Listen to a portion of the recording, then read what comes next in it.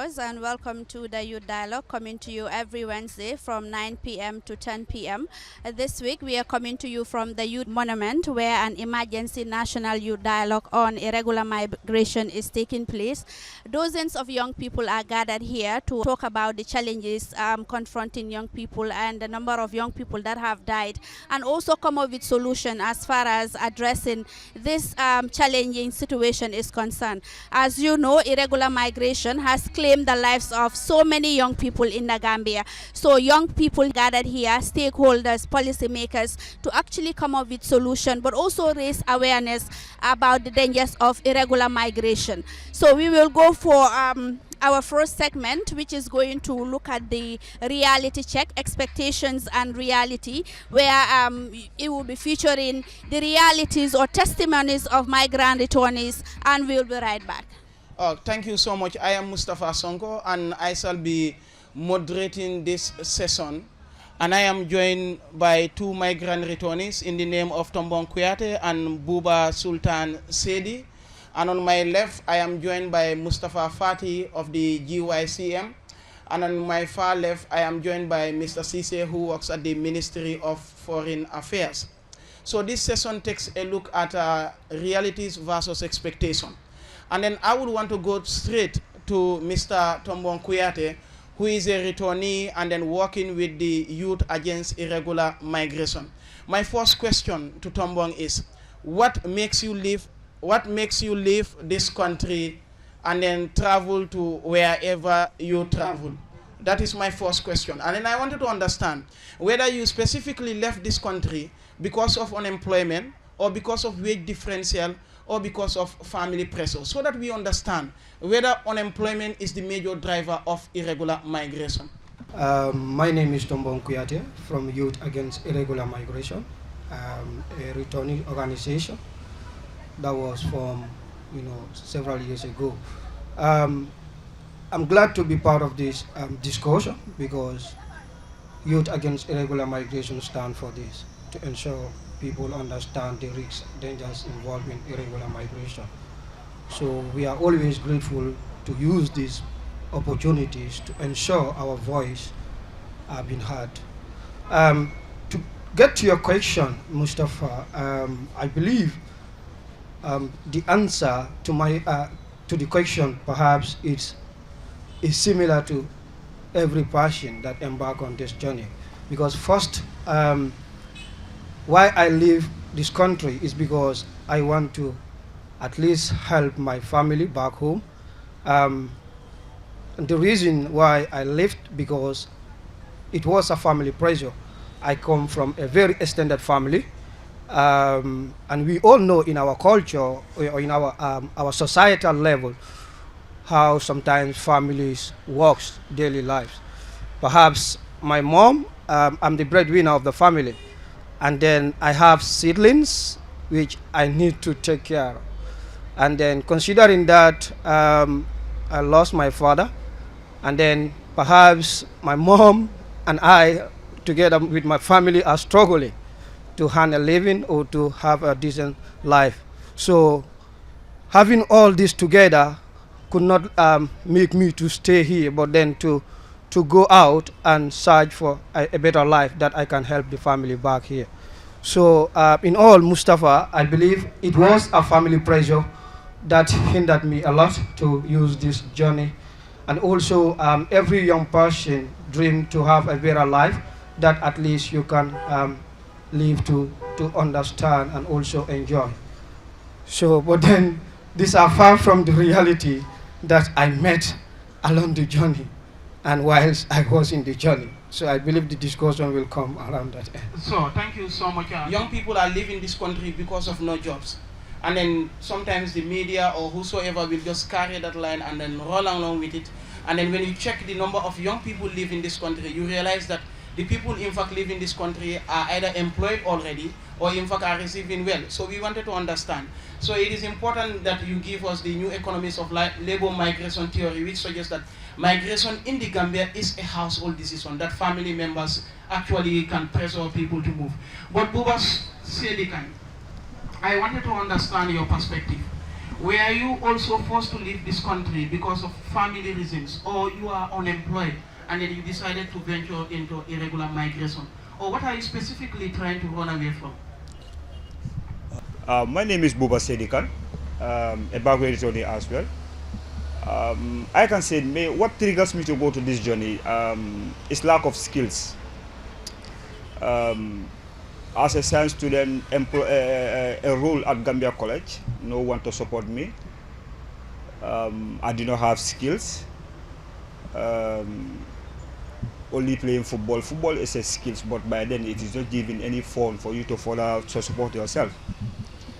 Because by then, if I was having a skills like carpentry and others, I'll be having something to support myself.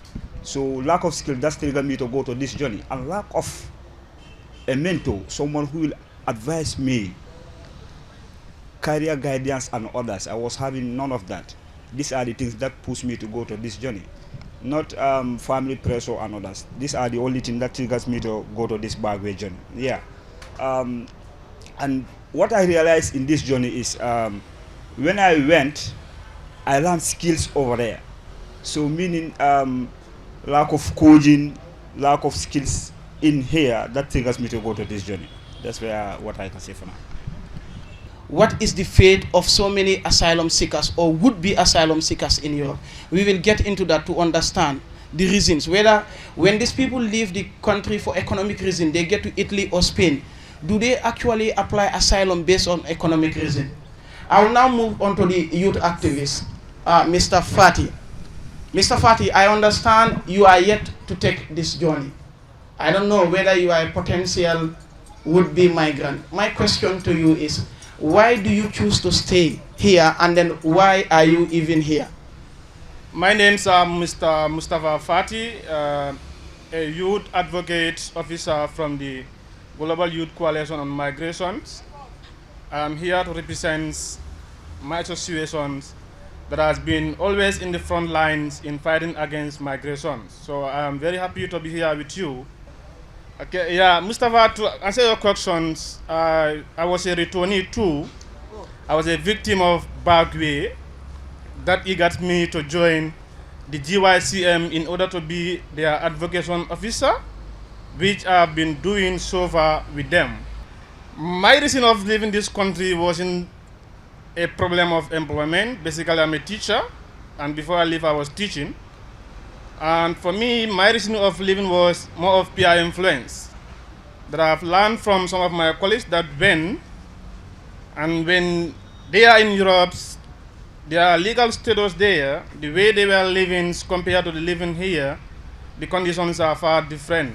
So this triggers me to also venture into the journey, but which I was a live witness to many things that I think I will discuss with the people here. That's where life practical that no one's supposed not to take this Bagwe journey. The journey is so perilous that if you happen to be a victim, you will end up being the most hater of this journey. So I think it's a good question, and the reason is only peer influence, not about an employment issue.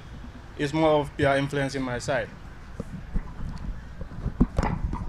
Thank you so much. So we will not be speculating. Now we are getting the realities. And these people are becoming very honest as to the reason why they left their countries. One of them told us is as a result of family pressure. The other one was actually going to school at the Gambia College. He left the Gambia College because he does not have skills. The other person is telling us is the peer influence. That is the social network theory, where you have your friends in Europe sending you pictures, and then this actually forces you to leave. So we have teachers leaving, they are employed. So according to him, migration is not actually, irregular migration was not being driven by unemployment on his side. The other one said it is about family. So the Ministry of Foreign Affairs, you play a pivotal role in the migration, global migration stuff in the Gambia, tailoring it out to the Gambia National Migration Policy, the Global Compact for Safe, Orderly, and Regular Migration, and even the Rabat process that talks about missing migrants. My question to you is, you've heard about these young people. Before we come to the realities in Europe, as a ministry, what role do you play in making sure that the young people live this country in a dignified life, and then when they are to leave this country, they are properly guided? And I ask you this question because I understand you work at the National Migration and Diaspora Unit and Foreign Affairs, and also play a critical role in the NCM. Thank you so much. I thank you all for joining us and joining the lead, the youth on this important initiative. Before moving any further, also I wish to thank and extend the appreciation of government to the National Youth Parliament for organizing this important gathering. I would also want to assure them that we are partners in this. We are all in it together, as we all know that the government is on top of migration management. Responding to your question, Mustafa, to make you understand the role of the Ministry of Foreign Affairs, and by extension the role of government in migration, is to inform the gathering of the structures that are in place. Government has set up the National Coordination Mechanism on Migration that was established in 2019, which is a government-led interagency mechanism to basically manage migration with a whole of government and whole of society approach. So the NCM, which has its secretariat at the Ministry of Foreign Affairs, today can boast of about 30 institutions, which are from both state and non-state actors. And I am also honored to inform the gathering that the NCM has also been cascaded to the regions, which is also known as the regional coordination mechanism. So you would see that there is whole of government and whole of society approach to migration management. So there are also thematic working groups under the migration management, NCM, 8 thematic working groups, as my colleague said, Alkali Jame. So this, under this, you have institutions from National Youth Council. So youths are really involved in migration management. They contribute, and also they are part of the decision making. So youths are better informed as to the risks of migration, irregular migration. So I would say that youths are better informed as to the risks of irregular migration, so they can decide whether they want to embark on the journey or not themselves. Thank you so much. I think the most interesting sentence there is that the youth are better informed of the risk. When you go to other places, I always argue that nearly everyone understands the risk of irregular migration in terms of sensitization. Tombong, I wanted to ask you this question. Before leaving this country, were you aware of the risk of irregular migration? And then when you were on your way, what are the 2 risks or challenges that you faced? I believe by the time I was leaving, I was not privileged to understand most of the risks, dangers involved in this journey of migration. Which year was this? This was year 2015, the end of 15 to the early 16, I left this country. So I was not privileged to understand because, for example, I am from Basse. Basse is the last region of this country, but then that's how I used, or that's how I get to from this country to use the journey. Why I said this? Some use through Banjul. They might take the bus from Banjul up down to Basse and then continue Senegal, Mali, and then it goes. So I was not privileged to understand some of these risks and dangers involved in this irregular migration. For example, torture, trafficking, sexual violence, and also other crimes that involves.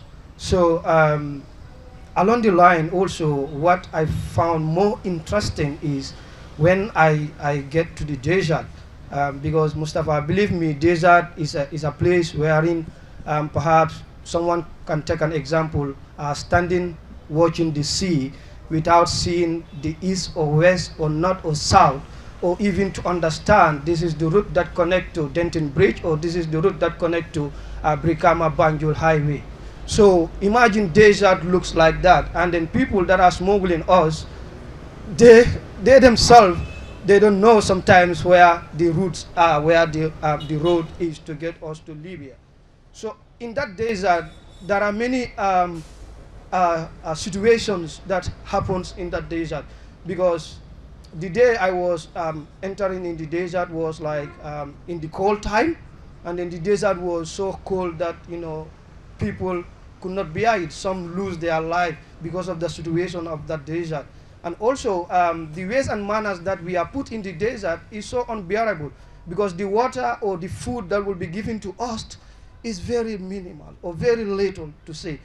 Perhaps it's gari, and then sometimes couscous. This is what will be given to us, and then those foods are not even dissolved to say like someone can eat this, but we'll be in rush to at least mix gari with sugar and water to ensure we have something in our stomach. And then the smugglers will only give you 2 or 3 minutes to ensure you are done with whatever you are to do. Imagine putting that stuff in your stomach, going that, and then sometimes we drove both day and night. Some even eventually lost their lives in the desert. And then my experience in the desert as well, Mustafa, perhaps my colleagues, Gambian friends, and some of my neighboring countries, because in Agadez, we have so many nationalities or so many West African countries or sub-Saharan countries there. So my friend, a colleague from Gambia here, they were the very first person to use the desert before we were taken to the desert. So imagine that was like 1 week before we get to the desert. We eventually met these people in the desert, because what happened to these people is like, they met with people in the desert that are, using forces and trying to violate them in a way that they cannot rescue themselves. What happened is they took their vehicle and then they go along with the driver of that vehicle. So those people, imagine 45 people, only 15 were left in the desert the time we were meeting them, And then what happened, the story was, most of these people lost their life because there was no water, there was no food, and any other thing to survive in the desert at the moment. So I believe these are realities, Mustafa, and I live with these nightmares as my life goes. So before we proceed, you've talked about sexual violence. I don't know who at most is at vulnerability of being violated sexually. Is it the men or the women during your journey? Yes, these are the women's, and then I believe, Mustafa, women's, we need to advocate, we need to add our voice on them for them to at least have an informed decision in terms of migration. Because believe me or not, Mustafa, we've seen women living here going to Saudi Arabia or Kuwait, Dubai, and then the story behind why they left this country is never the reality that they found on the ground. What I wanted to understand is you left this country because you are unskilled. So I just wanted to understand, what sort of job were you expecting to do in Europe or wheresoever you are going? And how much did you spend when you were about to travel? And whether such an amount of money could have started something here? Okay.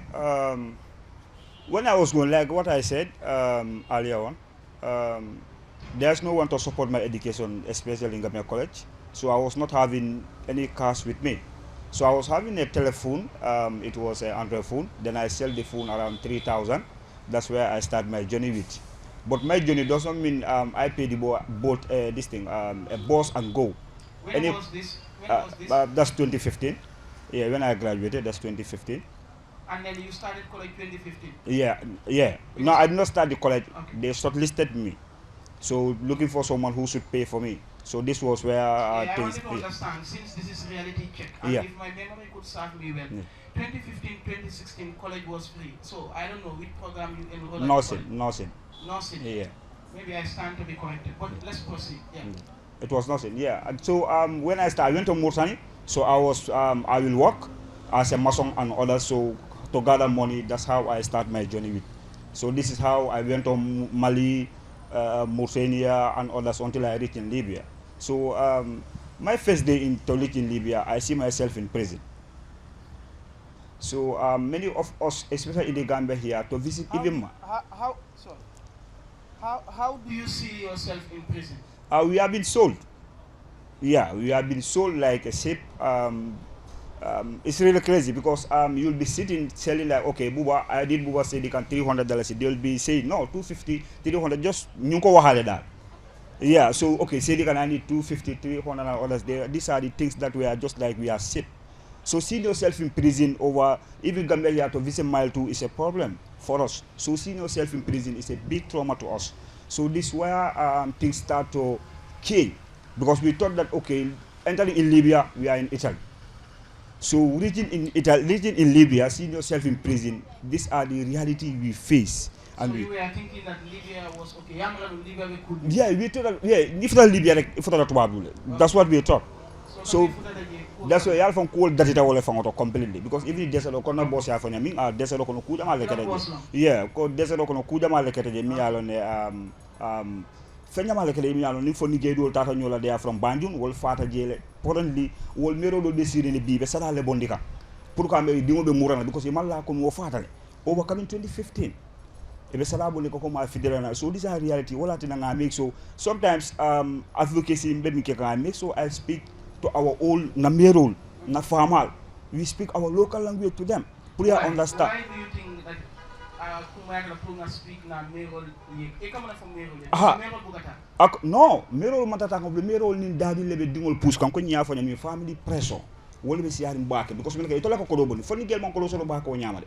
But Merol le kata gadi no doka dontoroke e la susuol ka dontoroke ka mi so ko foni gel push because me kata Mustafa dingo tatal. Ndefa na dingo abi tala bay forcé. E be ko dal wafi la pour ka mi so foni ke leta adu dat foni ke be fa kan silol kan dantana dunka okay 100 tata so ya expect ko 100 tata sa fo 40 dunda 50 be fa wala 60 fa Mustafa so we are going to celebrate the 40 and forget about the 60 wala be reality wala be ke kan bi kulun kilin ka dung ngol celebrate kulun saba boita Mustafa, nka minu dunta mbole jana celebrate kan we focus on that than min boita. So this alitis mi ane ko ben silo kan ani ku yalbe wara kan bake. So wala na we make so nga fota sate molma ka explain because me like so la ka meaning ka like all together because you have a mobile phone or wafi like you sold your mobile phone for 3,000 yeah. It had a 4G. So I just wanted to know like for ya try to put buying cross kata what's his name? Yeah. And we could just spending. How many times you all attempt for it and living? Yeah, that story is at the beautiful. Konka fe nyamin doron. Ha, konka fe nyamin doron. Intara sare banko ronka doku ni ke ko any kind of doku onka ke je. Yeah, nga bol ko kele nga kodal full kodal ten ka fita. Ko just to have money. Fita wala bol ko gambeja. No, nana mo aussi fal. Wala na ma ke no jam ko dia ke. Okay, wo fana mu story de mi yalno ko when I came back kana telephone ko la to dum ni mano ko ngol fita to earn money I'm doing it. Right. This the reality wala no story the current. Like ila perception o change ka dogo min kenu ani sangi be la faka dogo min. Aka because birinta mutana currently biri mutana be prison o konole na because prison sabongo ke Libya di. I was in prison in Libya. The highest prison in Libya is Giriana mbo kono. So what prison o nyuko no fenjama le mira je mi yalo if I came back this reality mi yalo ko mbo le kela into reality within next 5 years to 2017 no mutana. So that 2017 now na dream so ngami dream prison o nyuko joko ni ngata I'm going to advocate youth pour ye tout fonko ko na to ye meso kara because wala nan tetala meti kara ni and I'm going to dialogue with youth ka make so ni e kacha career guidance ke mento ku jamal to because what if ante mo sotono so when I came back this are the thing maybe ke kan for be alhamdulillah I have the first Bagwe skill academy in this country that's the Decoration and Design Skills Academy. I think it's a round of applause for that. Yeah. And because you get kata amodo single collect kata ka ku jamal collect ka dogo kenu me alon go by then imakino but we will come back to you natra time oya ada so Mr. Fati yeah hi it is teacher to you. Yes, I will speak in English. Let's speak. Yeah, okay. You are a teacher, so I just wanted to do this one. You were a teacher, you were actually teaching students, after telling them, pulling them back way, and then maybe the following one day, the student went to assembly and they say, Mr. Fani, I'm for them back way. Yeah, I think it's yes, just like... Mr. Fani, for them back way. So I just wanted to understand, what were the realities that you saw there? What actually made you to return after your friends telling you here is nice? What made you realize that you have to come back and then here you are today? Yeah, I think like being a teacher, obviously, it's my right to educate students with regards to their future. But the issue is, as I said, I was more of peer influenced by my colleagues, which I also want to go and enjoy those social amenities there so that I can do something at home. So to put it in context, what were those social amenities? What were those things that were enticing you in your that your friends were telling you? What were those things? Okay, for example, I was with one of my boy who just left here within 6 months. He was able to construct a very good house. So looking at me at a field, wherein even let's say a 5-year time for me to have my own compound would be a problem. So it was more of it was more of peer influence that I have seen my colleagues are making in life, that they went within 2-3 months, they were able to do something for their families while I'm here struggling. So I also want to go and do something for the family. They traveled through the irregular means and they were able to build a compound within 2-3 months, or they told you that they built a compound within I've seen it physically. They went through irregular as I did, and they have built their own compounds, and now they are well settled, while I also tried, but I was unfortunate. Now to your questions, I've seen a lot of exposures.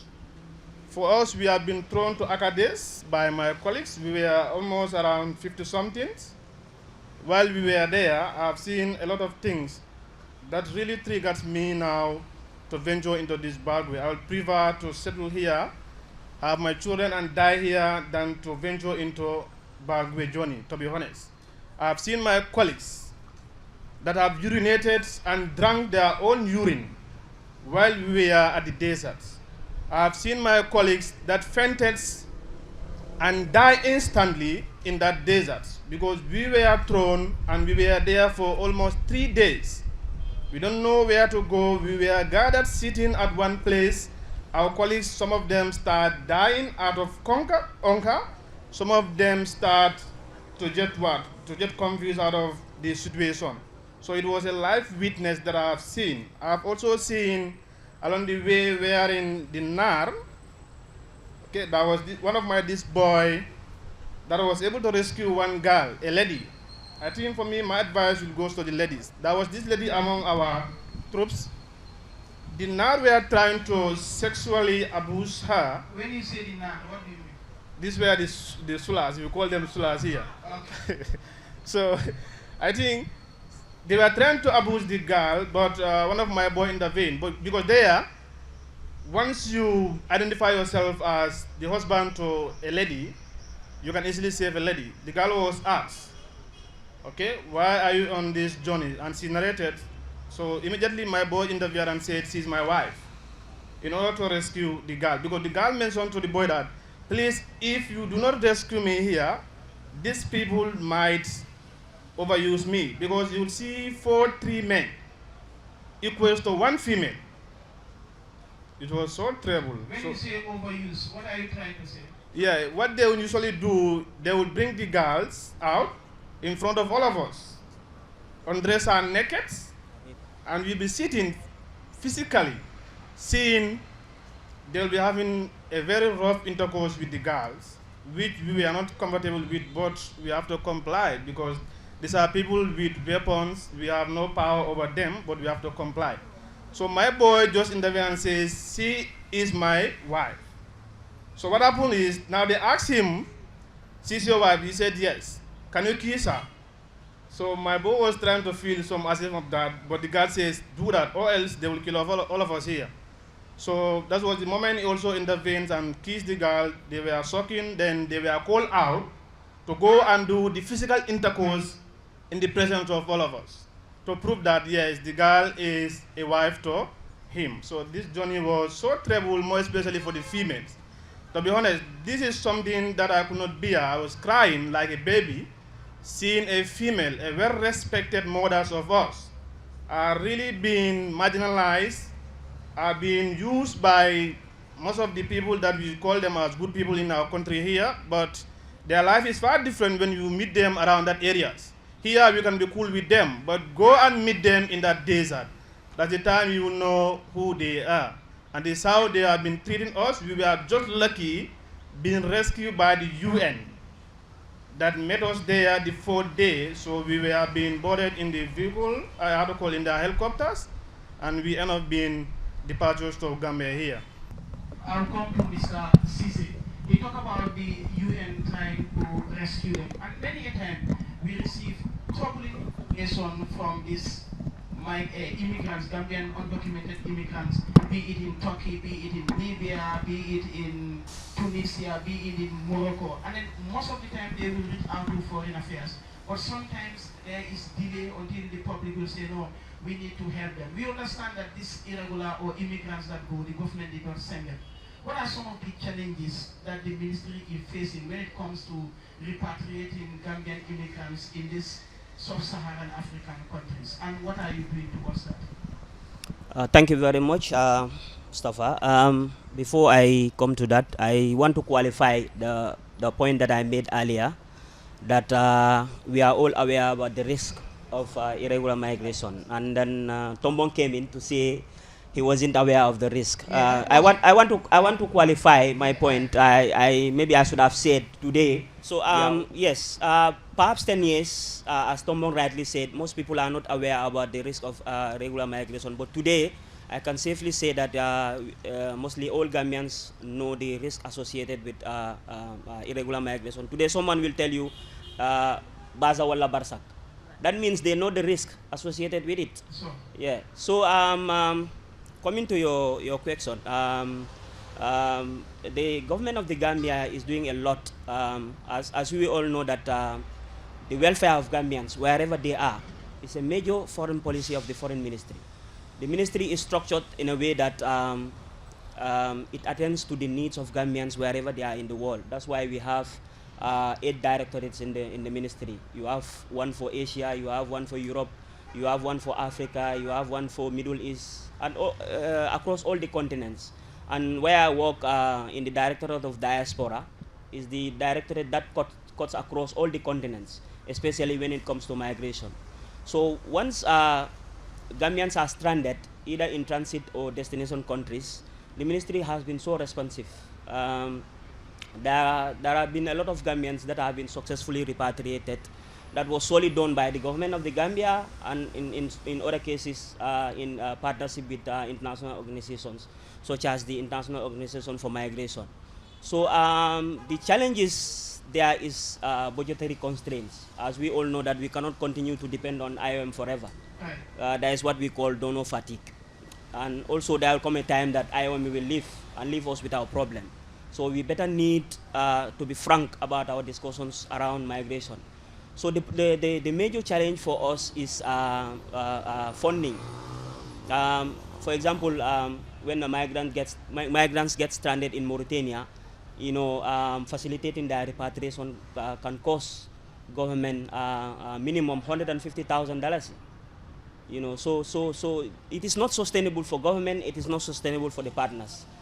So this is one of our major challenges. Another challenge is as we are aware, there are shifts in migration laws in most of the countries.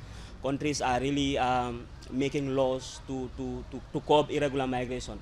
So it is perhaps 10 years ago, like let me quote the ambassador of the Gambian ambassador in Mauritania.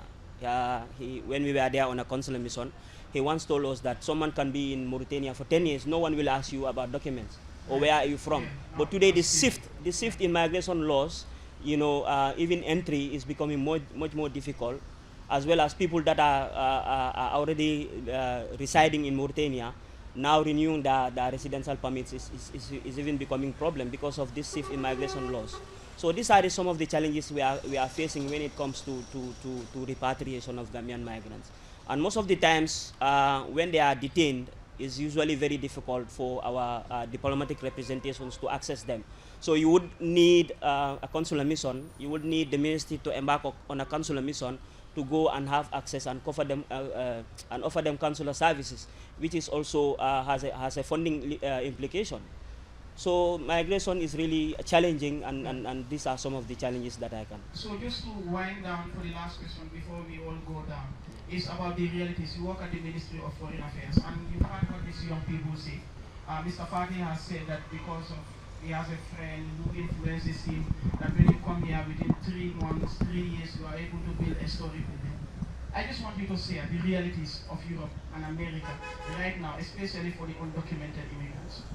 Yes, before I go into the realities, since this session is on exposing the risks of irregular migration, I would want us to reflect on the points that were raised by my colleagues on the high table, especially the previous speaker from the Youth Against Irregular Migration.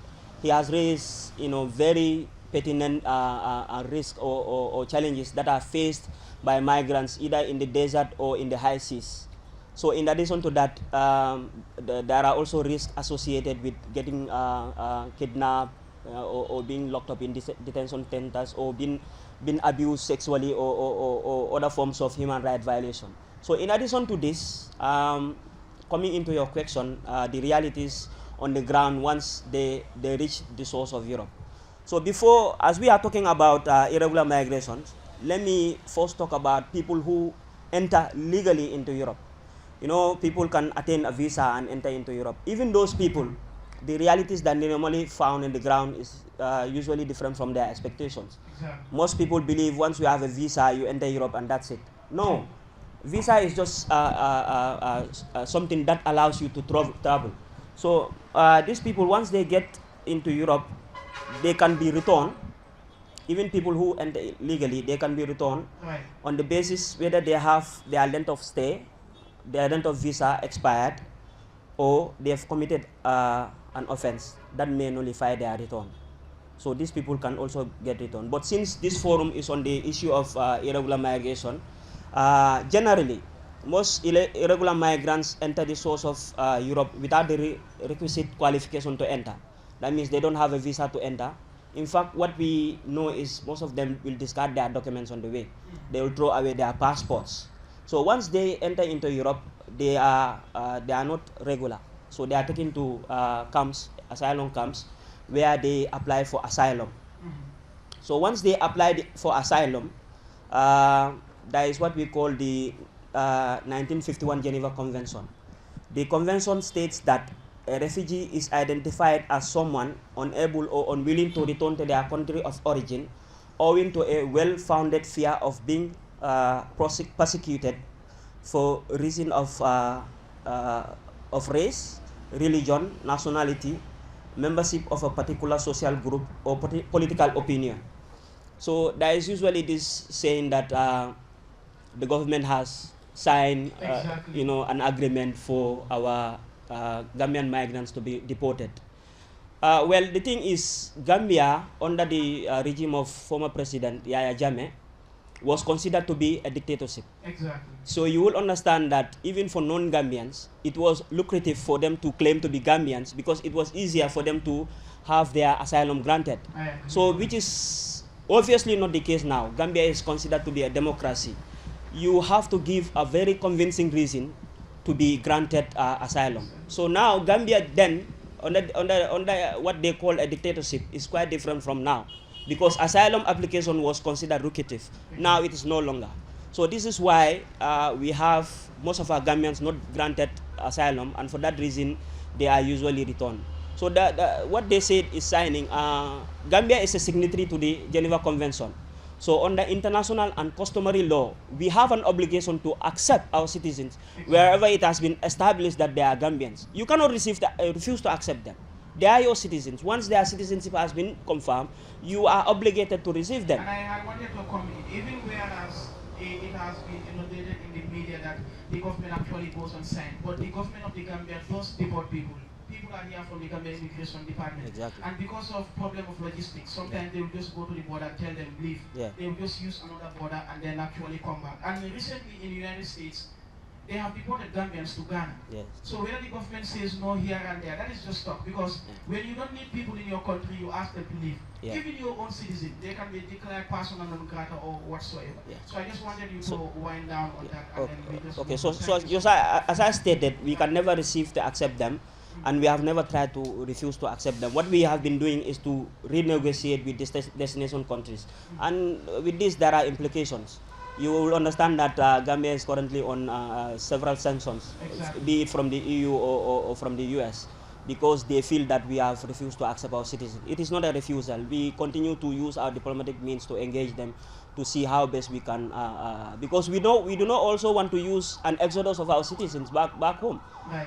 We may not have all the facilities or the structures to receive them. So I hope I have answered your question. Thank you so much. You have actually answered it. I'll just come to you, Mr. Teacher. I think Mr. Cisse, you interpret on this. I just wish we had enough time to actually dissect into this. Man, now you are back. Yes. You were a teacher and then you left because of societal pressure or the. What are you up to? And then do you think that your journey, the social media things that you see here, there, what your risk of venturing into this journey? All right, thank you. Still now I'm back to teaching. I'm still a teacher. And as well, I now also venture myself into be an advocate for migrations. Based on what I have experienced, I don't want any of my colleagues, more especially Gambians, to experience soldier life in deserts. Because it's so terrible to see your colleagues dying in the presence wherein, it's more of what, either the desert is so much extremely heat that some fainted and died, some out of hunger, some die out of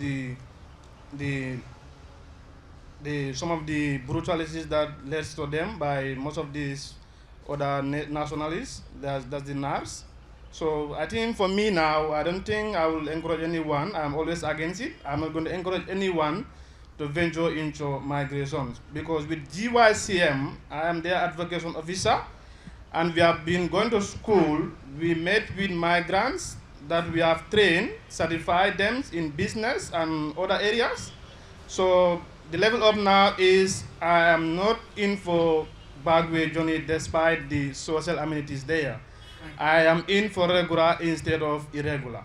Thank you. Thank you so much. You are in for regular instead of irregular. So Buba Sultan, before you left this country, you don't have skills. And now you are back. Tell us whether you regretted this journey and what are you doing right now to make sure that you also discourage other people from taking it? Yeah, I regretted the journey because sometimes I feel sickness in my body.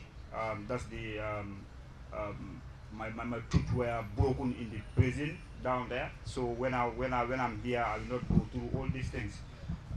Not having the skills. When I came back, I tried about this in Libya down there. I tried to learn how to do wallpaper installations and all that. Because even going to Europe, if I reach, I will learn skills, because I know myself that lack of skills put me to leave this Gambia. So when I came back, what I did first is I went and learned skills. I learned cooking. I'm a barkeeper. I'm a waiter and all that. So I know, okay, doing all these things down there in the village, I couldn't take anybody with these skills. I said, okay, I already learned wallpaper installation. What can I add onto this? I was working in a hotel. One white man is doing painting. Then I followed him. I did only one shift. So the other shift, I'm following him to train skills, because I have a target in the prison that in the next 5 years, I want to establish a first Bangladesh skill academy in this country. So I need a lot of skills. I followed him, then I'm qualified in painting and wallpaper installation, wall panel installation. So doing all that, I said, okay, as a young entrepreneur, I think I have to be innovative. Every 2 years, I have to innovate new things into my business, because I'm training students. They are going to be my competitors. What can I do to make sure I train a lot of things going on? Innovate new things. When I did painting, the cans and the bottle, the pot of the paint, we told them, I said, okay, this thing can be something new. Then I started to research, what can I do with these things and others? That's where all this recycling came about. And currently we are fully a recycling skill academy. We turn tires, bottles and others, even this bottle. Sometimes I go to programs and I'm going to do it here. Please, this bottle, don't throw them. We make sure we transform them, we recycle them, we tell your words with it. So we tell your words with recycling. Currently, we tell over 200 youths who are qualified with these skills, and backward economists are part of it. So I came back, I said, okay, lack of skills, so when I came back, these are the things I'm doing currently. Yeah. Thank you so much, Buba. I think you did well when you came back. So, Tombong, just the last one. I recall you came back, and then I just wanted you to share, just probably 2 minutes. Yeah. When you return, how was it easy or difficult for you to reintegrate into the society that actually put pressure on you to go? Thank you. Yes, thank you so very much, Mustafa. I believe the discussion is interesting, and then a lot have been said here, and then whatever have been said here are the realities, believe it or not, are the realities. So just like what Abu Bakr said, let's reflect on our realities and understand if it worth it to say, yes, we have to risk our life to embark on this journey. Mustafa, it was never easy coming back home, considering that my fellow colleague speaks about it, because Youth Against Irregular Migration was formed in prison in Libya, where most of us met as Gambians, brothers and sisters. That's where this whole idea comes about. Because what happened is, like I said, we were not privileged, or I was not privileged to understand some of these risks involved in this irregular migration. So moving forward, Mustafa, what happened is, when we were imprisonment in Libya, that's where we come up with this idea of how we can form ourselves to ensure when we get back home, what can we take along to say this is what we have achieved. Because for me, I believe we have achieved a lot. To society, to community, to people, we are failures. We are someone that are not, someone that we cannot be celebrated in our community or in our society. Because imagine coming home, getting down to your society, people try to stigmatize you. People try to point finger at you. You are a failure, you are this and that. So only that can give you a trauma that you can live to that weight. And also coming from Libya, in that prison, Mustafa, what happened is, we don't have telephones, we don't have anything, but what we use is toothpaste. That's what we use to write each other's name, telephone numbers, and everything. And so when we are back here, the communication can still work on. And so we still work on that dream that we want to work on, which is to advocate, to ensure people understand the risks, dangers in this irregular migration. So coming back here, there was no reception for us at Banjul International Airport. Imagine someone having or serving 4 months in prison. Some of our friends' colleagues died in the prison, where the condition and the situation of the prison were so terrible, so unbearable. Some of us as victims knows how AK-47s are operated, how they are fired, and how they are fixed and everything. Imagine those people need more security, more proper welcoming or reception to ensure, to examine how these people are brought home here. But this is the sad reality. There were no reception for us. This is why Youth Against Irregular Migration, since 2017, we formed the organization to ensure we get down to communities, more especially the vulnerable communities in this country. Because consider that, Mustafa, I am from Basi. Like I said, I was not privileged to understand. Now, imagine when government want to at least said they want to focus on social media to ensure people understand the risks and dangers of irregular migration. A layman in Base or Bansang or CRR is not privileged to understand or to even read that information that is sent by Ministry of Information or Minister of Information or whatsoever. So I believe people need to understand. This is why Youth Against Irregular Migration is bridging that gap, and so we speak our language to these people, the realities which involve each and every one. Not like communities, society, international, private sector, civil society organization. Everyone is affected with this irregular migration. Believe it or not, Europe is not a promised land for young people. Let's believe in ourselves. Like, skills is something which is very important. I can testify to that, because when we were home, we all went back to school and acquire skills. I can do computer repairment, I can do printing repairment. My colleagues and friends also do similar things.